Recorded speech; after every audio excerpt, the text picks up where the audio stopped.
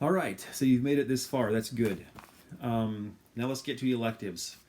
As a high school student, you have some flexibility here. And usually the middle school kids get a little bit jealous when they realize you can pick more fun classes than they can. But with that opportunity also again comes the responsibility of making sure that you're meeting your requirements for graduation. Just a bit of advice, don't procrastinate your four languages for too long. Um, just get that stuff out of the way.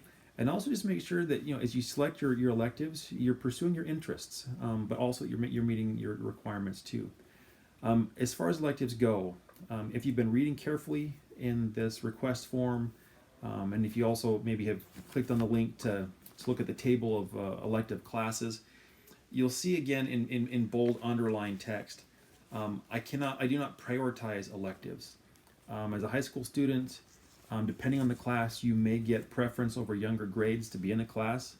But other than that, I don't prioritize. I can't guarantee anything.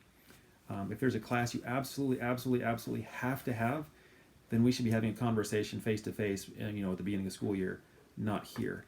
The electives are basically you choose them, you kind of prioritize them. This is my first choice, Mr. H, my second choice, my third choice, my fourth choice. But then you have to give me some alternatives. And if you don't, I always have a few students that do this. They only pick one or two electives, and well, those are the only ones I want, Mr. H. Sorry, my nickname is Mr. H. I'm Mr. Halterman. You can call me Mr. H. Doesn't matter. Anyways, I always have students that get frustrated because they only put two electives on their enrollment forms. That this is what I really want. I have to have those. Sorry, I can't do it. If it doesn't fit, it doesn't fit. So you've got to give me some alternatives if what you really want doesn't fit into your schedule. I hope that makes sense and sounds fair, just the way that it is. I'll do my best to get you where you want to be, but you have to give me some flexibility, okay?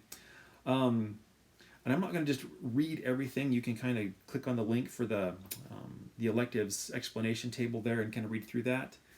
Some electives require, there's first semester and second semester, for example, filmmaking.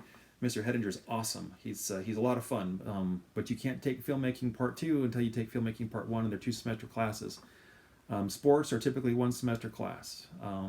Now, if you do choose a music like choir or orchestra or band, those are year-long classes. Okay, so please take note of that. And there's nothing wrong with that. We have some awesome musicians, you guys. Wow. So if you're a musician, want to take a year-long elective in music, please do it. We would love to hear you. I guess just the bottom line is, look at your electives, thinking about your long-term goals as a high school student. Pursuing your interests, but also allow some flexibility there. I'll do the best I can with what I've got, and we'll go from there. Okay. If you have any specific questions, I'm going to look at hang on a second here. I'm not ignoring you. I'm just going to make sure I'm not forgetting anything critical here before I let you go. No, I think that's it. Just take your time, make sure things are filled out well. If you have any critical questions, you can send me an email. My email address is up above at the very top of the process, and I'll do my best to give you some guidance. Okay. Anyways, I hope everything goes well. I look forward to meeting you in person soon, hopefully.